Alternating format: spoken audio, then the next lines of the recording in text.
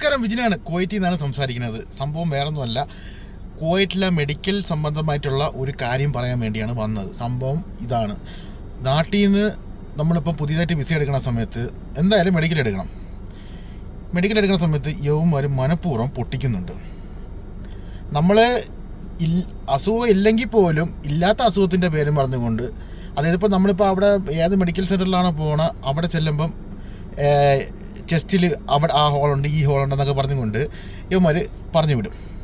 നമ്മൾ അതേ സമയത്ത് നമ്മളിപ്പോൾ വേറൊരു മെഡിക്കൽ സെൻ്ററിലെല്ലാം പോയി കഴിഞ്ഞാൽ അവിടെ ഒരു കുഴപ്പമില്ല. യവന്മാർ അപ്പോൾ ഇത് കളിക്കണതല്ലേ, മനഃപൂർവ്വം കളിക്കണതല്ലേ. യവന്മാർ എന്തിനാണ് കളിക്കണത്? പൈസയ്ക്ക് വേണ്ടി. ഈ തെണ്ടിത്തരം അംഗീകരിച്ചു കൊടുക്കാൻ പറ്റത്തില്ല.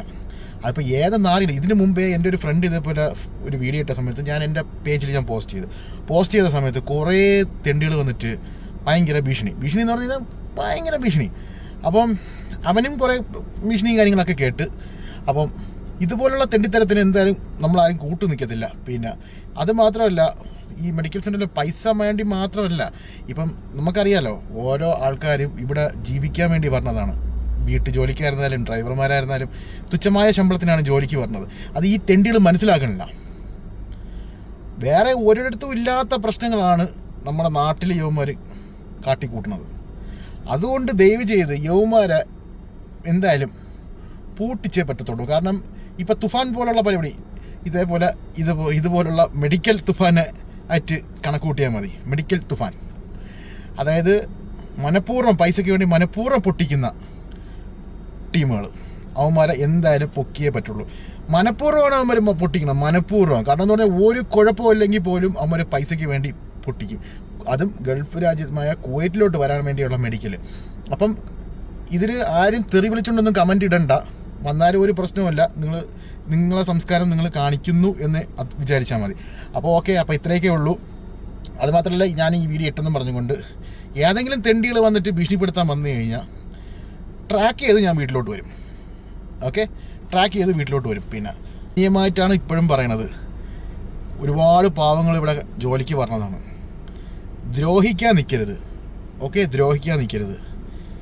ഒരുപാട് പേരുടെ ശാപം, അതായത് ഇപ്പം നമുക്കറിയാലോ, ഇപ്പം ഒരു ട്രിവാൻഡ്രത്താണ് സെൻറ്റർ എങ്കിൽ എറണാകുളത്തു നിന്നായിരിക്കും അവർ തലേ ദിവസം വന്ന് വെയിറ്റ് ചെയ്ത് ഇവിടെ നിൽക്കുന്നത്.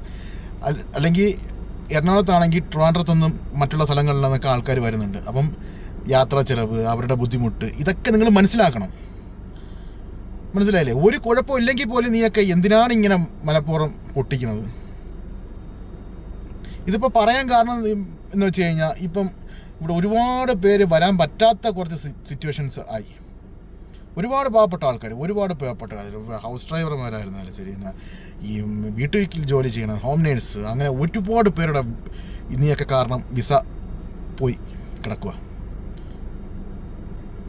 അതേസമയത്ത് വേറെ ഏതെങ്കിലും മെഡിക്കൽ, അതായത് പ്രൈവറ്റിൽ എവിടെയെങ്കിലും നമ്മൾ കൊണ്ടുപോയി ചെയ്ത് കഴിഞ്ഞാൽ ഒരു പ്രശ്നവുമില്ല. അപ്പോൾ നീയൊക്കെ ഇത് മനഃപൂർവ്വം കാണിച്ചു കൂട്ടണമല്ലേ? അപ്പോൾ ദയവ് ചെയ്ത് പാവപ്പെട്ട ജനങ്ങളെ, പ്രവാസികളെ ദ്രോഹിക്കാതിരിക്കുക. ഇപ്പം തന്നെ നമുക്കറിയാമല്ലോ, പാസ്പോർട്ടിൻ്റെ ചാർജ് കൂടി, അതുപോലെ ഒരുപാട് പ്രശ്നങ്ങൾ, യുദ്ധ സാഹചര്യം, പല പല പല പല പ്രശ്നങ്ങളാണ്. അതിൻ്റെ ഇടയിൽ കൂടെ നീയൊക്കെ കൂടെ വീണ്ടും ഇതിപ്പോൾ ഇന്നലെ തുടങ്ങിയതല്ല, വർഷം 3-4 ആയി ഇങ്ങനെ. അതായത് കുവൈറ്റിലോട്ട് വരണ മെഡിക്കൽ മാത്രം പൊട്ടിക്കണത്. പൈസ കൊടുത്തു കഴിഞ്ഞാൽ നോ പ്രോബ്ലം. അപ്പോൾ പൈസയ്ക്ക് വേണ്ടി തെണ്ടണ കുറേ ടീമുകളുണ്ട് അവിടെ നാട്ടിൽ. അവന്മാർ കേൾക്കാൻ തന്നെ ഞാൻ ഈ പറയണത്. പിന്നെ ഭീഷണിപ്പെടുത്താൻ വന്നു കഴിഞ്ഞാൽ അവിടെ റബ്ബർ ബാൻഡും വെച്ച് ഇങ്ങനെ വലിച്ചുകൊണ്ടങ്ങ് ഇരുന്നാൽ മതി കേട്ടോ. ഓക്കെ, അപ്പോൾ എല്ലാ പ്രവാസികളും വീഡിയോ ഒന്ന് ഷെയർ ചെയ്യുക.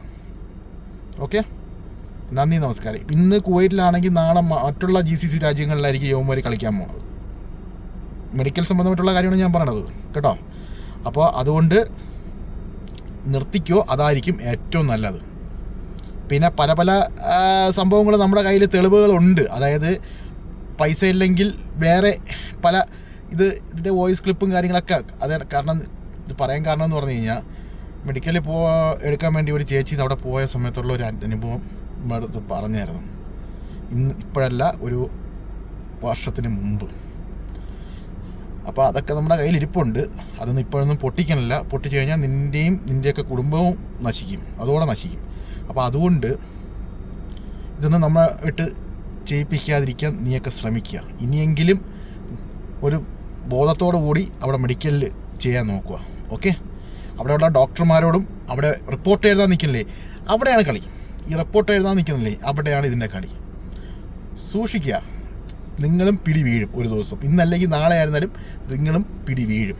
തുഫാൻ പോലുള്ള സംഭവം പോലെ നിങ്ങളും പിടി വീഴും. സർക്കാർ മാറി. ഓക്കെ, ഇത്രയൊക്കെയുള്ളൂ പറയാനായിട്ട്. പ്രവാസികളെ നിങ്ങൾ പറ്റുമെന്നുണ്ടെങ്കിൽ ഒന്ന് ഷെയർ ചെയ്തു. Thank you.